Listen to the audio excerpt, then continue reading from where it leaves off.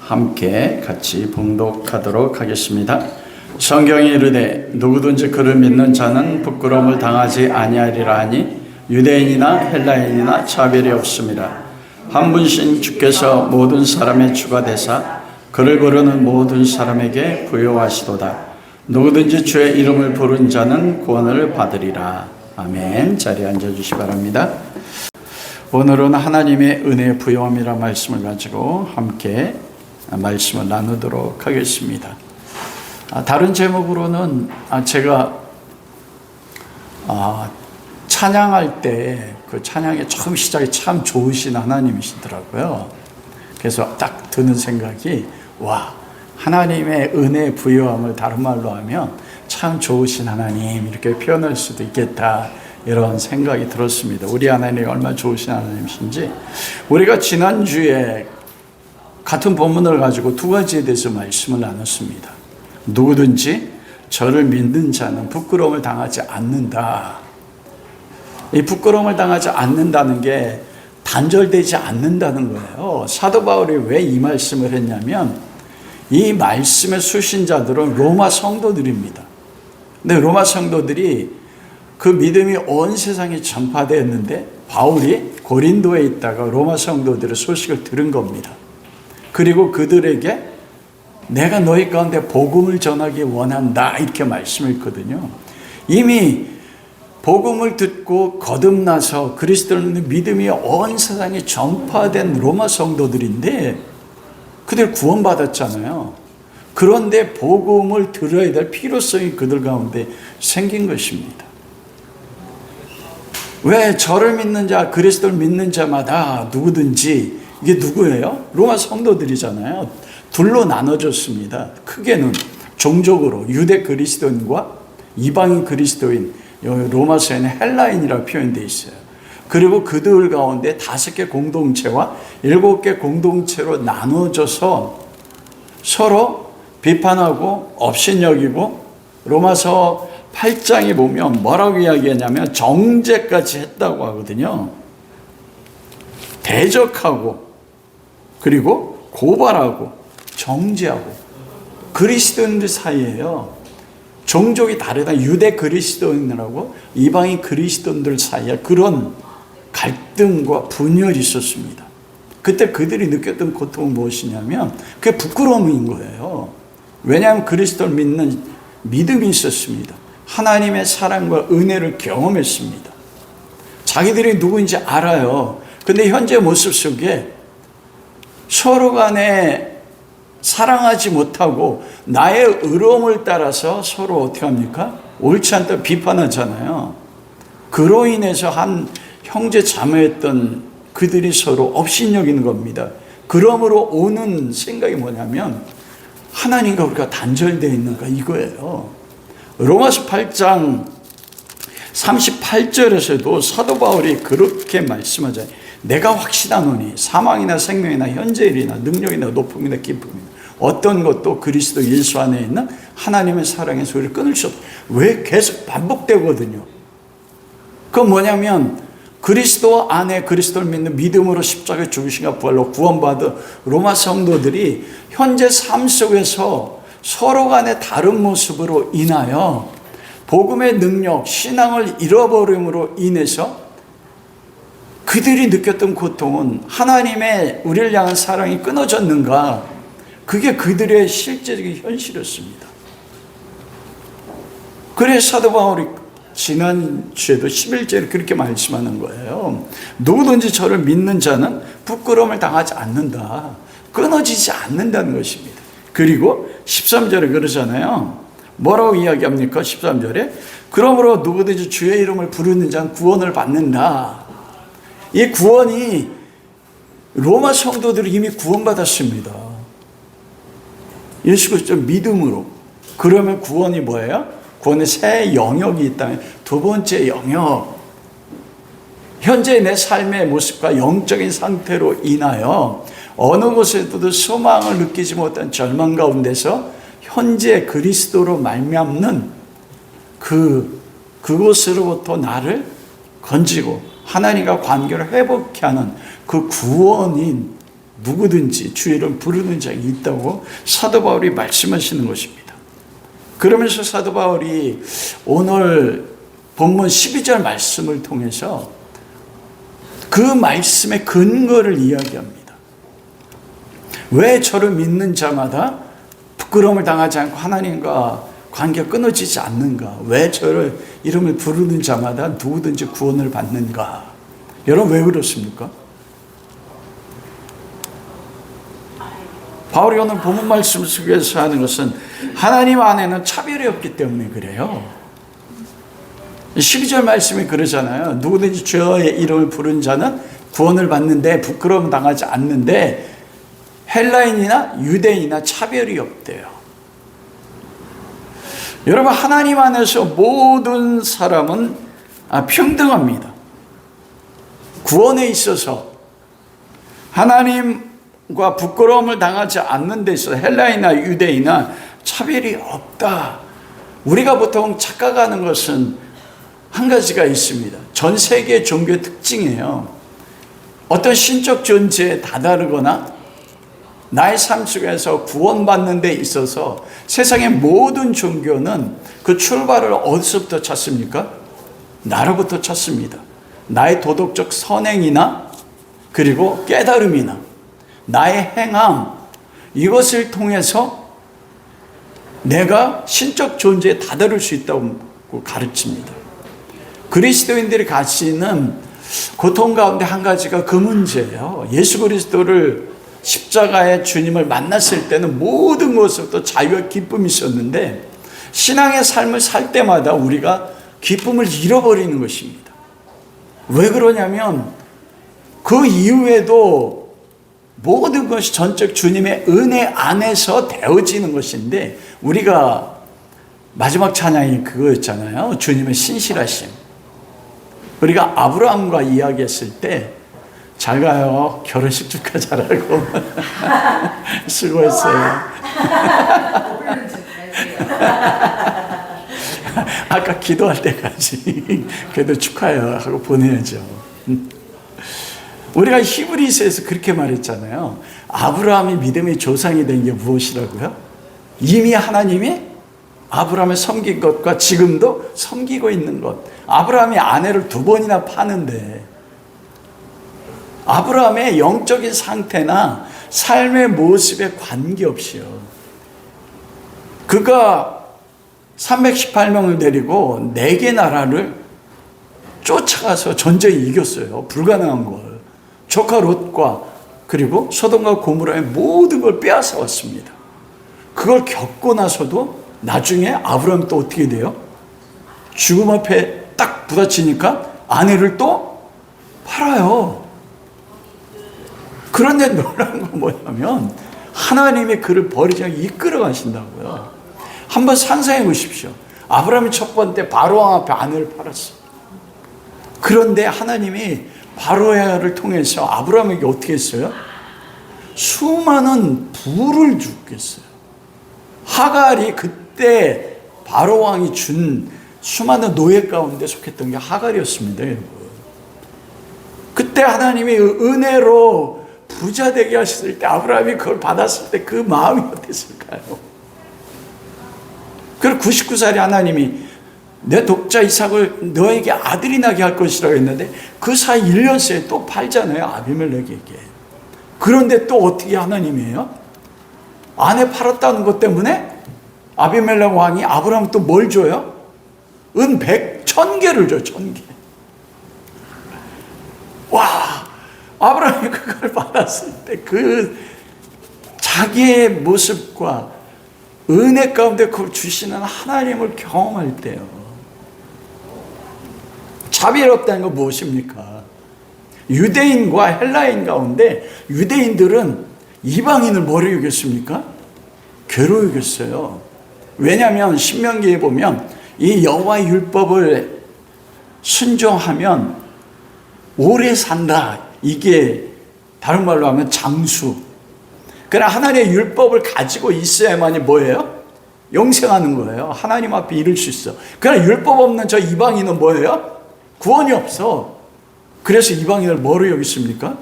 괴로 여겨 차별했습니다. 여러분, 아브라함에게 행하셨을 때 그들이 어떤 종족이든지 지금의 영적인 모습이나 신앙의 삶의 모습에 따라서 차별이 없어요. 근데 우리는 우리 스스로에 대해서도 차별을 가지고 있습니다. 내가 신앙이 행함으로나 마음의 상태가 충만하다고 하면 어떻게 생각해요? 와, 난 하나님의 사랑받는 자녀야. 그런데 내가 아무것도 이루지 못하고 나의 삶을 뒤돌아볼 때 후회밖에 남지 않으면 나는 하나님의 사랑받는 자녀라는 확신이 가지기가 쉬워요, 어려워요? 어렵습니다. 여러분, 그리스도 안에서도, 로마 교회 안에서도요, 유대 그리스도인가 이방인 그리스도 안에 뭐였냐면 차별이 있었다는 거예요. 근데 하나님은 모든 인간은 평등하다고 말씀했습니다. 왜, 무엇에 평등합니까? 로마 3장 10절, 의인은 없나니 하나도 없으며, 3장 23절, 모든 사람이 죄를 범하였음에 하나님의 영광에 이르지 못하더니, 이거에 있어서 모든 사람은 차별이 없습니다. 율법의 말씀을 가지고 있는 유대인이나 율법의 말씀을 가지고 있지 못하는 헬라인이나 하나님 앞에 딱 한 가지 기준밖에 없어요. 그 기준은 뭐예요? 모든 사람은 죄인이라는 거예요. 저 세상 밖에서 모든 사람에게 최고로 인정받고 역사를 바꾸는 사람조차도 하나님 앞에 뭐합니까? 그 사람이나 인간 오한용이나 평등해요. 뭐에서 평등해요? 하나님 앞에 죄인이라는데 평등하다는 것입니다.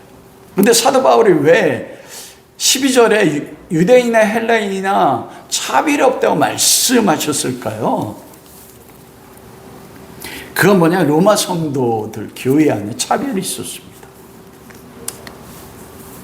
여러분, 이게 유대인과 헬라인 사이의 그 차별이 얼마나 뿌리 박히게 유대인들 가운데 있었냐면, 우리가 잘 아는 것처럼 사도 베드로조차도 하나님이 고넬료에게 나타나셔서 천사를 통해서 내가 내 기도를 들었다.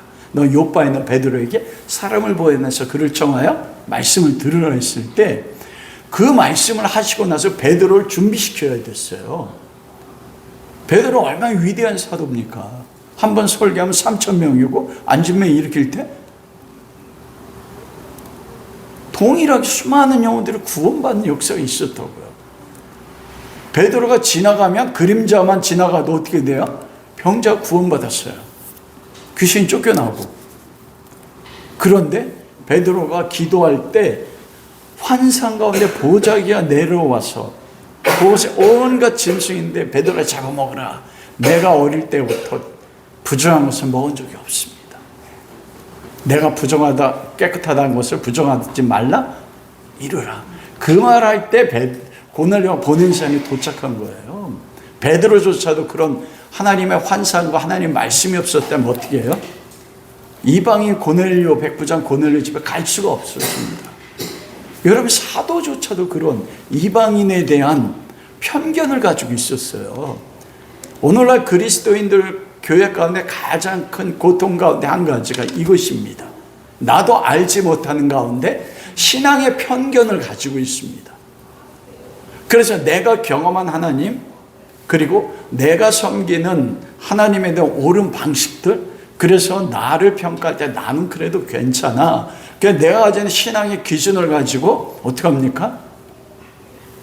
판단하고 비판해요.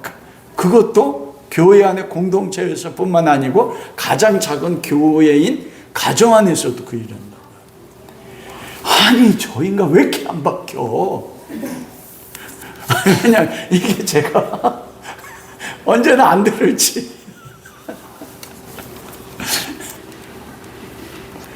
내가 가진 기준으로요. 그래서 여기서 아픔이 있는 겁니다. 로마 교회가 그 고통 가운데 있었어요. 여러분, 그걸 어디로 가지고, 로마서 13장 3절에 보면 사랑의 빛 외에는 아무런 빛을 지지 마라. 사랑은 율법의 완성이라고 말해요. 왜 그랬을까요? 사도 바울은 목회자입니다. 영혼을 사랑하는 사람이에요. 로마 교회 안에 지금 가지고 있는 최고의 고통은 서로 사랑하지 못하는 것이에요. 그리고 그것 때문에 로마 14장 1절부터 보면 믿음이 연약한 자들을 비판하지 말고 받으라. 모든 것을 먹을 만한 자가 있고 모든 것을 먹지 못하는 자가 있다. 그러므로 모든 것을 먹는 자는 먹지 못하는 자를 비판하지 말고 모든 것을 못 먹는 자는 모든 걸 먹는 자를 판단하지 말라, 이렇게 말하고 있거든요. 그 로마서 14장에 두 가지 핵심적으로 다뤄요. 먹는 거, 그리고 날. 누구는 어떤 날을 중요시 여기고 누구는 어떤 날을 중요시 여기지 않는다. 그러면서 뭐래요? 우리가 살아도 주를 위해 살고 죽어도 주를 위해 죽나니 사나 죽으나 우리는 주의 것이다. 딱 이렇게 말씀합니다. 먹는 것과 그리고 날, 안식일 지키는 것도 지금도 문제가 됐잖아요. 하나님 교회는 안식일 지켜요. 그러면 안식일 지킬 거면 그놈 새끼들 제사도 드려야지. 왜 안식일만 지켜? 6월절 날 되면 어떻게 해야 돼요? 양 잡아야지. 그리고 구원받으려면 어떻게 해야 돼요? 하나님 앞에 제사 드려야지. 그 날들을 가지고 서로 판단하는 것이에요. 그건 어떤 사람은 어떤 날을 중요시 여기고 어떤 사람은 중요시 여기지 않았어요. 왜냐하면 사도 바울은 모든 날들이 절기는 그리스도 안에서 완성되고 지나갔다고 말씀했거든요. 그래서 14장 10절에 보면 왜 내 형제를 비판하느냐, 왜 내 형제를 없인 여기냐, 딱 이렇게 말씀하잖아요. 이게 뭡니까? 서로 차별이 있었어요. 그게 로마 성도들 안에 고통인 것입니다. 그거에 대한, 여러분, 그래서 우리가 마태복음 15장 21절에서 28절이나 마가복음 7장 24, 30절에 보면 가나안 여인이 나와요. 마가복음은 수로보니게 여인이라는 말이 나옵니다. 그 수로보니게 여인은 두로 시돈 지방을 주님이 복음을 전하러 가셨을 때 귀신 들린 자기 딸을 데리고 예수 그리스도 앞에 나옵니다. 주여, 내 딸이 귀신 들렸나이다. 그러자 예수님이 뭐라고 해요? 자녀에게 줄 떡을 개에게 줄 수 없다. 딱 그러시네요. 와, 우리 주님 그 말을, 여러분, 그 말을 한다는 거 뭐냐면 우리 삶에서도 그와 같은 일이 이룰 수 있어요. 흡사 주님이 나를 개처럼 취급하시는 것 같은 상황, 그게 본질이 아닙니다. 그러자 그 여인이 뭐라고 해요? 주님, 개도 주인의 상에서 떨어진 부스를 먹는다. 와, 이 믿음이 얼마나 놀라운지요. 자기가 개라는 걸 인정했어요. 그러자 예수님이 뭐라 말씀합니까? 여자여, 내 믿음이 크도다. 내 손 내리라. 여러분, 복음서에서 믿음이 크다고 인정받은 두 사람이 있어요. 하나는 바로 이 수로보니게 가나안 여인이었고요. 하나는 백부장이었습니다. 백부장이 자기 하인이 병들어 있자 주님 앞에 나와서 주님, 내 하인이 병들었습니다. 주님 그 믿음을 보고 내가 가서 고쳐주리라. 그걸 백부장이 뭐라고 해요? 주님, 저도 백부장이라 제 밑에 부하가 있어. 내가 명령하면 가고 내가 말하는 것 다 그대로 행합니다. 주님 말씀만 하시면 그대로 될 줄 믿습니다. 와, 이 믿음이 여러분, 그렇지. 내 믿음이 크도다. 여자의 믿음이 크다고 했을 때 그 여자의 믿음이 큰 게 무엇입니까? 그게 뭐냐면 이 예수 그리스도가 유대인만을 위해 오시지 않은 거라는 거예요. 자기가 개 이방인이잖아요. 수로보니게 두로와 시돈 지방 우상, 바알 우상의 중심지였습니다. 예수 그리스도, 이분은 나와 같은 이방인도 사랑하시고 그 믿음을 주께서 크게 보신 겁니다. 로마 교회 믿음이 온 세상에 전파돼서 바울이 기뻐했는데 그 믿음이 크다고 인정받은 그 유대 그리스도인과 이방인 그리스도인들이 서로 어떻게 해요? 차별을 뒀단 말이에요. 그 불가분량적 자기들의 많은 그렇게 할 수밖에 없었던 조건들을 가지고 있었지만은 예수 그리스도 안에서는 어떤 차별이 없습니다. 여러분, 유대인이나 헬라인이라고 할 때 종족만 이야기하는 게 아니에요. 백인이나 흑인이나 황인이나 아프리카 사람이나 미국 사람이나 그리고 경제적으로 가난한 민족이나 한국 사람이 이제는 우리 민족도 다민족 국가가 가까워지지 않습니까? 그래서 많은 외국인들 파키스탄이나 인도나 방글라데시나 이 동남아에서 많은 외국인들이 우리나라에 오면 그들이 떠나갈 때 고백하는 게 있어요. 그들이 한국 사람을 통해서 굉장히 차별을 많이 겪습니다. 한민족이라고 해가지고 우리가 차별을 많이 해요. 우리는 안 그런 것 같잖아요. 미국 사회만 백인들이 흑인 차별하고 아시안 차별하는 게 아닙니다. 그런데 은연중에 우리 그리스도인들 안에도 그런 모습들을 가지고 있다니까요. 내가 더 하나님을 많이 경험하고 있고, 그로 인해서 하나님이 나를 통해서 어떤 충만한 역사가 일어나고 하나님이 나를 통해서 많은 복을 주셨다고 여길 때 많은 고통을 겪는 은연중에 우리 안에 다른 믿음이 연약한 사람이나 배우지 못한 사람이나 차별해요. 그 대표적인 책이 어떤 책입니까? 야고보서입니다. 행함이 없는 믿음은 죽은 믿음으로 한 이유가 뭐냐면 야고보가 그러거든요. 왜 가난한 사람이 오면 넌 차별을 하고, 왜 부자가 오면 그를 환영하고, 왜 앞자리에 앉히고 가난한 사람들을 멸시하느냐? 그게 그리스도를 믿는 믿음을 가지고 있느냐? 여러분, 그 야고보서를 쓸 때 예수님의 동생 야고보가 쓴 거잖아요. 그런데 쓰는 그때 교회가 얼마나 성령이 충만합니까? 그런데 가난한 사람과 부유한 사람을 차별을 했습니다. 근데 주님은 뭐라고 하면 차별이 없다는 겁니다. 여기서 차별 없다는 종족뿐만 아니고 유대인이나 헬라인이나 이야기할 때 이 유대인들 속에는 믿음이 좋은 사람, 믿음이 나쁜 사람, 흔들리는 사람. 지금 이 사도 바울의 유대인이라고 할 때 로마 성도들 대상으로 하잖아요. 유대 그리스도인들이잖아요. 그들이 지금 어떤 고통을 겪습니까? 종족이 다르다고 해서 유대 그리스도인, 이방인 그리스도는 차별해요. 이방인 그리스도인들은 유대 그리스도인들은 왜 그리스도를 믿으면서 사랑한다고 하면서 우리의 연약함을 용납하지 못하고 왜 비판을 없이 여기냐고 서로 어떻게 합니까? 비난한단 말이에요. 그것 때문에 그들이 고통을 겪고 있어요. 영적으로 깊은 고통이요. 헬라인 속에는 헬라 그리스도인들 동일한 것입니다.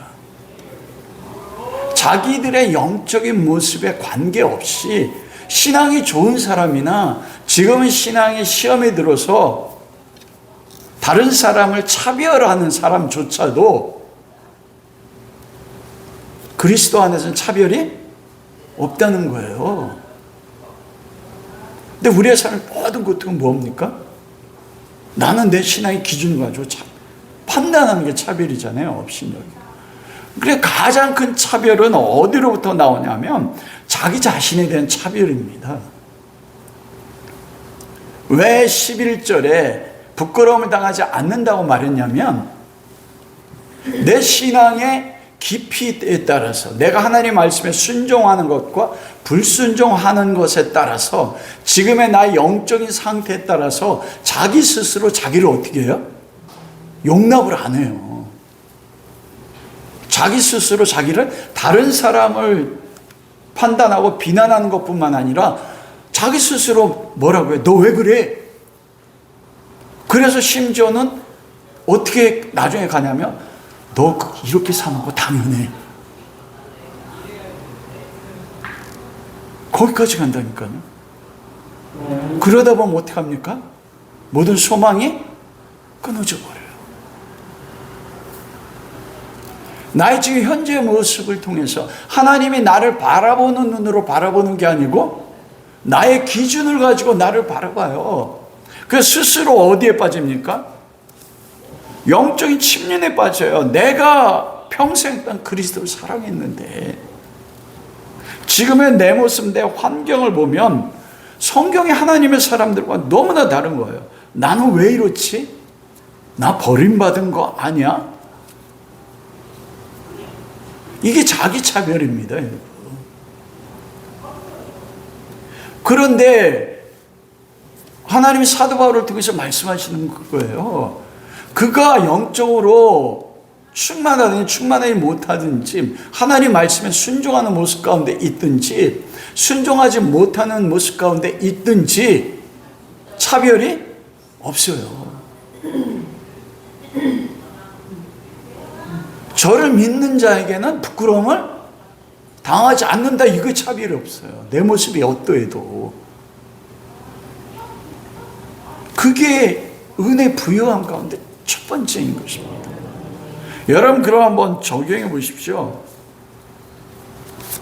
여러분 지금 여러분 가운데서 여러분 신앙의 기준으로 다른 사람 판단하거나 자기 스스로를 판단하고는 계시지 않습니까? 다른 사람이 다른 모습이어도 나는 그를 판단하는데 주님은 정말 연약해요. 나에게 막 대들어. 그런데도 예수 그리스도는 나를 바라볼 때뿐만 아니라 그 사람을 바라볼 때도 뭐예요? 차별이 없게 바라봐요.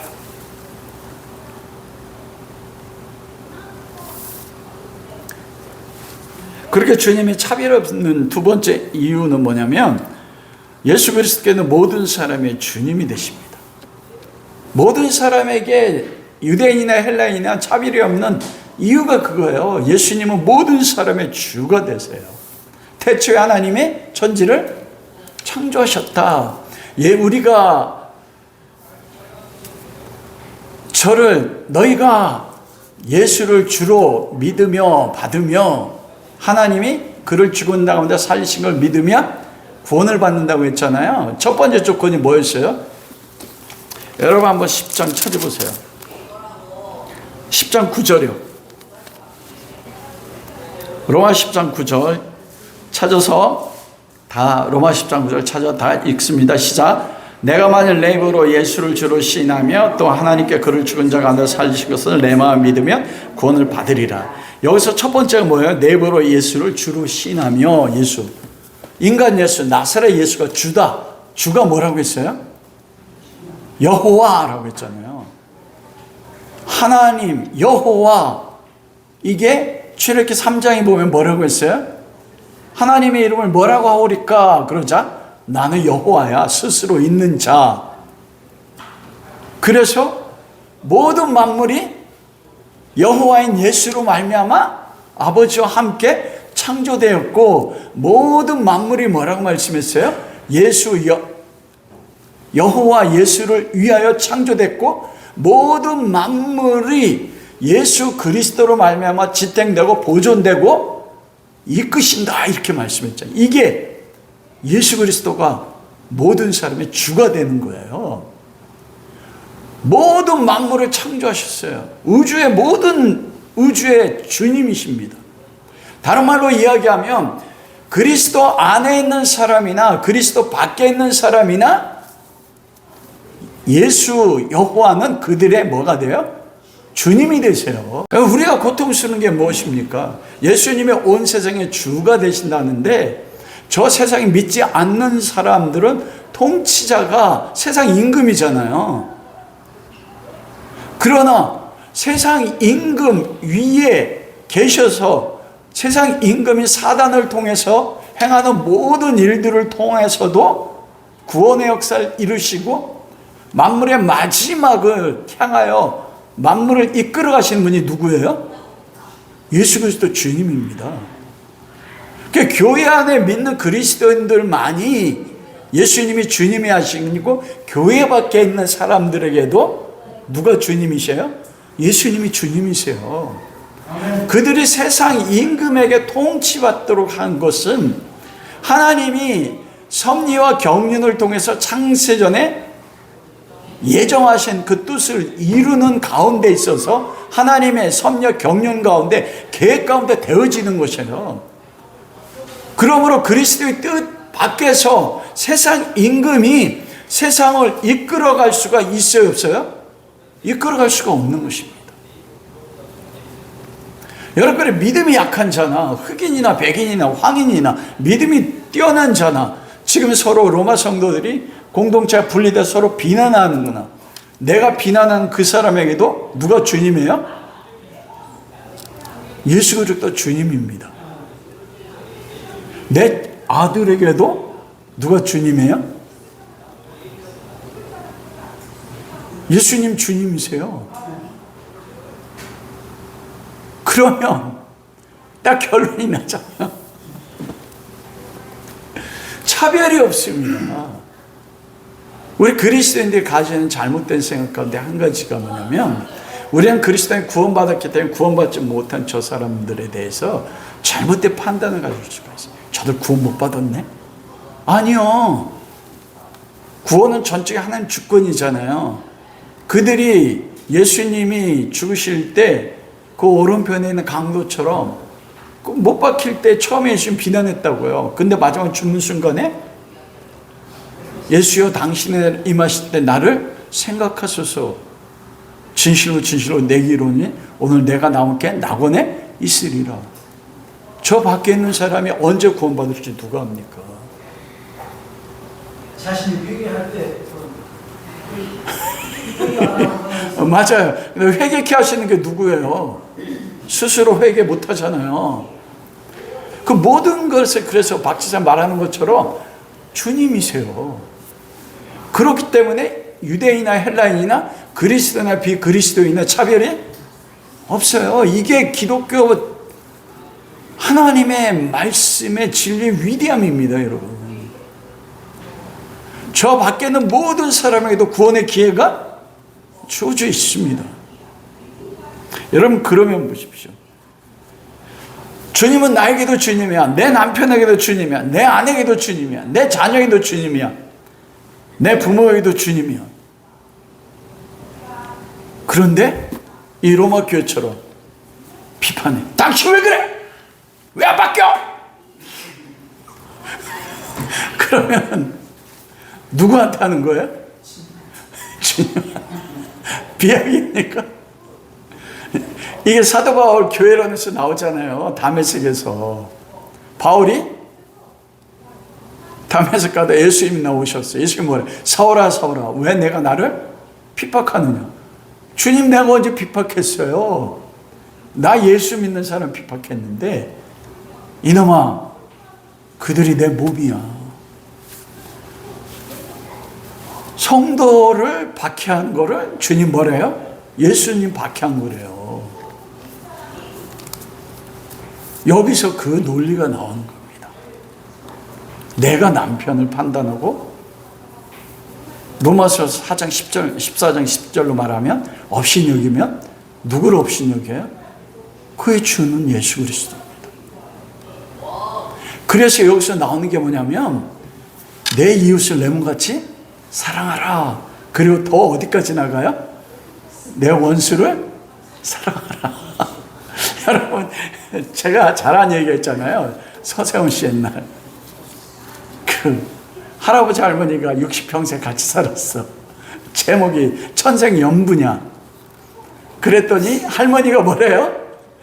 평생의 원수로 했다고 그래. 부부간에. 그러면 내 남편, 내 아내가 평생 왼수라고 하면 뭐예요? 예수님 평생 왼수.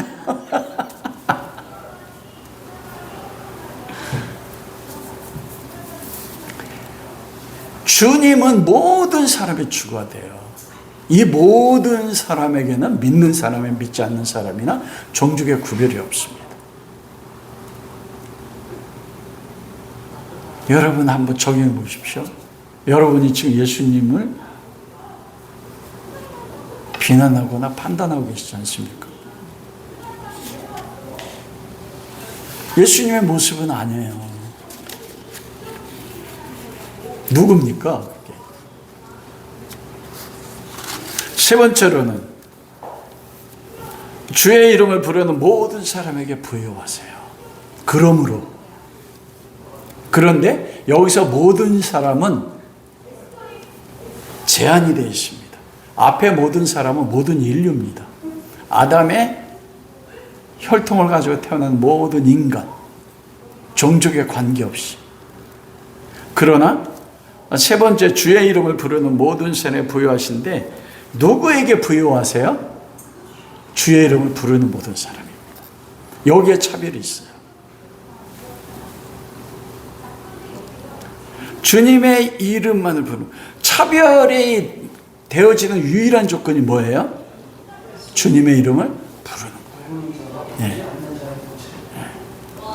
근데 그것이 나로부터 결정납니까? 그리스도인들이 한 가지 착각하는 게 그게 나의 지금의 신앙의 열심이나 예배드리는 거룩의 모습이나, 그래서 내 안에 내가 주님 앞에 인정받을 만한 것이 있어서 내가 구원받았다고 여기는 이런 생각을 가진 그리스도인이 많습니다.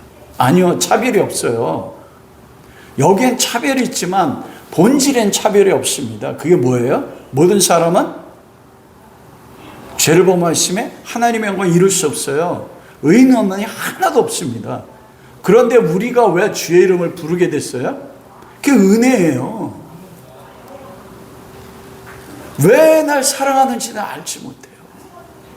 근데 놀랍게도 뭐라 말씀합니까? 에베소 1장 4절에요. 창세전에 그리스도 예수 안에서 거룩하고 흠이 없게 하도록 우리를 하나님의 아들들로 예정하시고 선택하셨다고 말씀해요. 그것은 뭐냐면 나의 행함이 없습니다. 창세전에 내가 창조되기 전이잖아요. 내가 무슨 도덕적으로나 종교적으로 선행을 했습니까? 내가 태어나기도 전인데 하나님은 그때 이미 가슴에 품으시고 나를 아셨대. 그거는 신비입니다, 여러분. 인간의 지혜로 이해할 수가 없어요. 창세전에 나를 아셨어요, 먼저.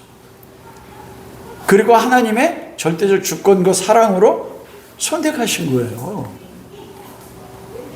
주의 이름을 부르는 모든 자들에게. 그 부요함이 뭐냐? 에베소 3장 8절은 측량할 수 없는 그리스도의 부요라고 말씀합니다. 부요는 부가 흘러 넘친다는 거거든요. 근데 이 부라는 것이 물질적인 부만을 이야기하는 것이 아니고 모든 것에 있어서의 충만함이에요. 그거 뭐냐면 영적인 모든 것입니다. 재물도 하나님께는 모든 게 충만해요. 하늘과 땅의 모든 것이 누구 것이에요? 하나님의 것이에요. 그런데 이 부요가 측량할 수 없는 그리스도의 부요라고, 측량할 수 없다는 건 뭐냐면 인간의 지혜와 인간의 지식으로 그 충만함의 한계를 정할 수가 없습니다, 여러분.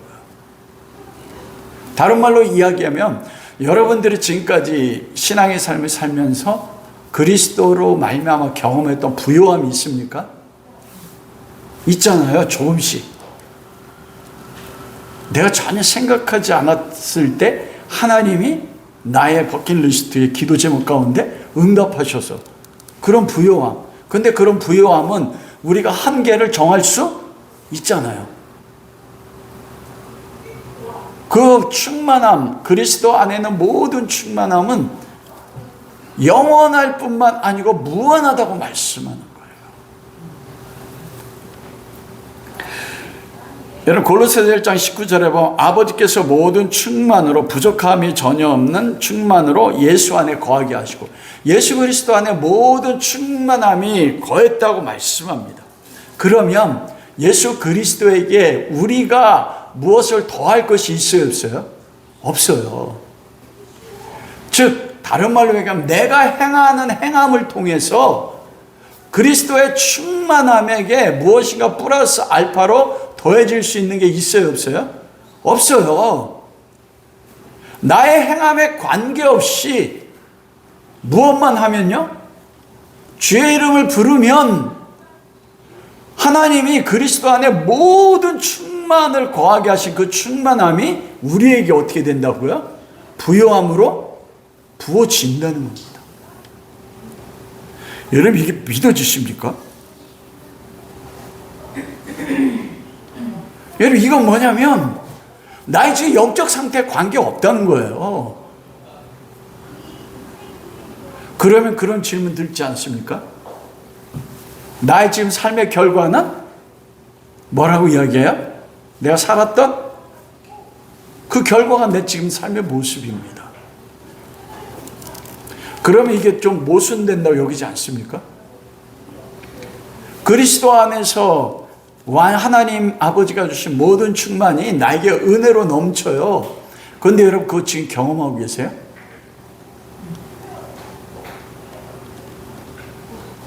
그게 문제잖아요. 그러면서 우리가 말씀을 구속사로 해석하면 내가 살았던 삶의 결과가 지금의 내 모습이란 말이에요. 그러면 생각해 보십시오. 그리스도 안에 우리에게 주는 충만함과 부요함이 어떤 부요함이고 어떤 충만함인가? 세상적인 유물론적인 부요함과 유물론적인 충만함이 아니에요. 그 부요함의 첫째는 무엇이냐면 아까 이경희 사모가 요한복음 1장 12절에 13절 했잖아요. 그 11절에서 12, 13 거기에 여러분 요한복음 1장 한번 찾아보세요. 그 부요함과 충만함이 무엇인지 14절이요.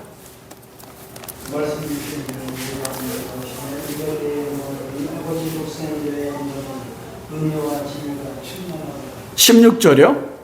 우리가 다 그의 충만한 데 받으니 은혜 위에 은혜로라. 여기에 보면은 영광을 보니 아버지의 독생자의 영광과 은혜와 진리가 충만하다. 무엇이 충만하대요? 영광과 은혜와 진리가 충만해요. 그래서 16절에 보면 그 충만한 데서 받는데 무엇을 받는데요? 은혜 더하기 은혜 더하기 은혜 더하기예요. 은혜 충만함이에요. 은혜 부요함이에요. 이게 뭐냐면 우리가 히브리서에서 이스라엘 백성이 광야 40년 동안 뱀과 전갈과 물이 없고 먹을 것이 없는 비가 내려지는 그 땅 가운데서 하나님의 안식 가운데 들어간 사람들이 있다고 했잖아요. 38년 동안 외적인 환경은 변했어요, 안 변했어요? 하나도 안 변했습니다. 그런데 그들이 믿음과 결부시켰을 때 그들이 광야 가운데 무엇을 경험했어요? 하나님의 안식에 들어갔어요. 안식이 무엇입니까? 하나님을 경험한 거잖아요. 하나님의 안식에 내가 들어갔어. 그곳에서 그들이 경험한 게 뭐예요? 하나님의 영광. 모세가 회막에 따로 기도할 때 얼굴을 보며 뭐를 봤대요? 하나님의 얼굴을 영광을 봤어요. 여기 보면 독생자 영광, 은혜와 진리가 충만하다고 말씀했잖아요. 그 충만한데 받으니 뭐래요? 은혜 위에 은혜를 받는 거예요. 내 삶의 환경은 지금 서로 비판하는 것 때문에, 용납하지 않는 것 때문에 정말 내가 그리스도인들이 맞아? 물질적으로는요, 네로 왕자에 의해서 나중에 어떻게 됩니까? 재산도 빼앗기고 자식이 눈앞에 죽잖아요. 콜로세움의 사자밥이 되기 위해서 그들이 그 콜로세움에 들어갈 때 그들이 주의 이름을 부름으로 말미암아 부요했어요. 무엇이 부요했습니까? 그들이 찬양하잖아요. 영광과 은혜와 진리가, 은혜와 은혜가 그들 가운데 더함으로 죽음을 향해 나아가는 그들 가운데 뭐 했어요?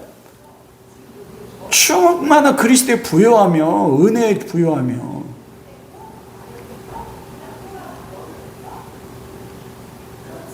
사도 바울이 지금 말씀하시는 게 주의 이름을 그를 부르는 모든 자에게 부요하시다는 게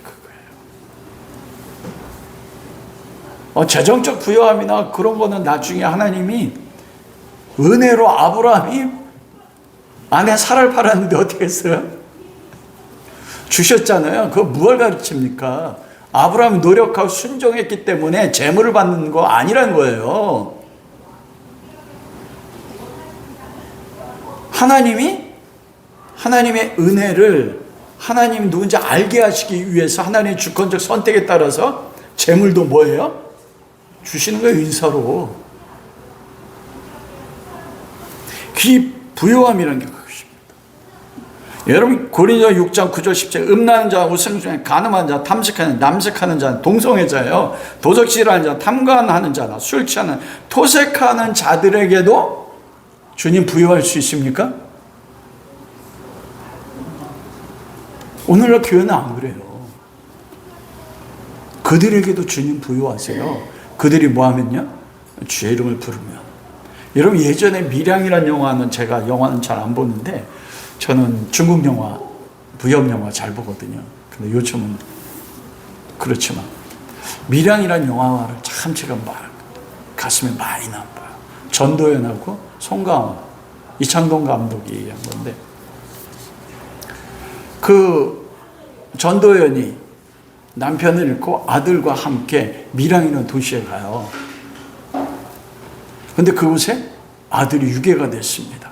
전화가 와서 자기가 지금 한 900만 원 한대는 전액을 보냈는데 아들이 그 유괴범에 살해가 됩니다.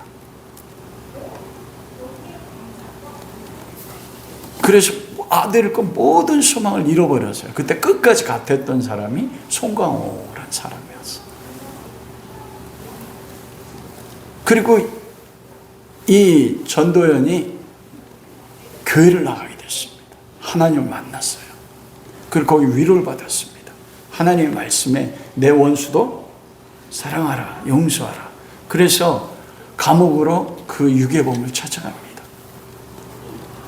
그런데 어떤 줄 아세요? 유괴범이 자기가 죽인 엄마를 만났는데도 죄책감이나 용서를 구하지 않고 뻔뻔하게 나는 하나님 앞에 구원받았고 용서받았기 때문에 내 영혼 평안합니다. 다 그러. 그러자 그거 보고 전도가 확 돌아버린 거예요. 내가 믿은 하나님 맞아. 내가 용서하지 않았는데. 거기서 완전히 미치. 어떻게 저럴 수 있지? 이해가 되세요? 이창동 감독이 교회를 바라보는 비판적 시각인 거예요. 왜? 내가 하나님 앞에 용서받았으면 다 해결된 거야. 원리적으로 맞습니다. 그러나 내가 정말 그리스도를 통해서 내 죄가 용서받았다면, 그 사람이 정말 그리스도를 믿는 믿음으로 부요함을 경험했다면 내가 죽인 어머니를 만나면 어떻게 합니까? 그 앞에 통곡하면서 용서를 구하고 잘못을 구해야 되는 거예요. 근데 오늘날 그게 없다는 거예요. 그냥 마지막에 어떻게 끝나냐면 송강호가 구원자로 가는 거예요. 그리스도 형상처럼 저는 그렇게 봤어요. 마지막에 어떻게 끝나면 햇빛이 쫙 비치면서 송강호가 그 아들 잃은 전도연이 가면서 영화가 끝나. 그리스도가 성육신 돼서 찾아가는 것처럼. 여러분 김대두라고 아십니까? 우리나라 최초의 연쇄살인범이에요. 연쇄살인범의 시작이 김대두입니다. 그런데 그 김대두가 죽을 때 그가 만나는 교도관이나 죄수들 만날 때마다 죽기 전까지 매 그 말만 했대요. 하나님은 나 같은 사람도 사랑하신대요. 그래서 예수 믿어야 돼요. 여러분 그 부모가 연쇄살인범을 살해받던 그 부모들 보면 이해하기 어렵지 않습니까? 그래서 이 김대두가 사형되기 전까지 구원시킨 사람이 너무나 많습니다. 저 사형수를 변하게 하는 예수 그리스도는 누구냐? 그래서 여러 사람이 보는 앞에서 김대도가 죽을 때 웃으면서 찬송하면서 마지막 죽었어요. 여러분, 연쇄살인범에게도 그리스도는 부요하세요. 주의 이름을 부를 때. 적용해 보십시오. 여러분 중에서 여러분 스스로의 모습 가운데서 어떤 환경이나 모습 때문에 용서하지 못한 모습이 있습니까? 말씀을 마치도록 하겠습니다. 여러분, 그러면 어떻게 하면 이 주님의 부요함을 경험할 수 있을까요? 제가 오늘 이 말씀을 준비하면서 마지막 찬송의 전이 온 땅에 주잖아요. 그 찬송 가운데 제 마음에 다가왔던 그거예요. 주는 나를 붙드시고 나를 부르짖음을 들으시고 귀하다 여기네. 여러분, 나는 들의 꽃과 같아요. 그리고 심지어 뭐와 같으면 들에 피는 풀과 같고 이름 없는 꽃과 같아. 바다의 파도처럼 한 번 치고 사라지는 존재 같습니다. 아침에 안개가 떠서 햇빛이 뜨면 사그러드는 안개와 같고 이슬 같은 존재같이 여길 때 얼마나 많습니까? 그런데 놀랍게도 우리는 주의 이름을 부르기 전에 무엇합니까? 창세 전에 예수 그리스도 안에서 아버지 하나님께서 우리를 선택하시고 사랑하셨어요. 그 사랑의 맹세에 따라서 내 모습이 어떠하여도 주님은 우리를 이끌어 가시는 것입니다. 그것을 믿는 믿음 가운데 우리가 주의 이름을 부를 때 그때 우리는 무엇합니까? 하나님의 부요하심을 우리는 경험할 수 있는 거예요. 여러분, 그러므로 우리 주님 앞에 나가십시오. 내 삶의 모습이 어떠하든지 의인은 믿음으로 말미암아 산다고 했잖아요. 이 약속의 말씀을 붙잡고 선택으로 결정하는 것입니다. 내가 미워하고 판단했던 누구 사랑하기로 결정합니다. 주님, 내 삶의 모습이 이러해도 내가 주님 부를 때 주님이 나에게 부여한 걸 믿습니다. 내가 주의 이름을 부를 때 그 주의 부여함을 나의 삶에 부어주십시오. 여러분, 한번 그 자리까지 나아가서 사도 바울이 그가 3번이나 40의 하나 가만매를 맞고 태장에 막혀 돌에 맞아 죽다 살아나고 2번 파선하여 깊은 바닷속에 죽음을 경험했고 그 가운데 그는 주님의 부유하심을 경험했거든요. 한번 우리 주님의 이름을 부르셔서 내 삶에 정말 소망이 없다는 이것 속에 주님의 그 측량할 수 없는 은혜 위에 은혜를 더하시는 그 부요함을 경험하는 은혜가 우리 모두에게 함께 할 수 있기를 주님의 이름으로 축원합니다.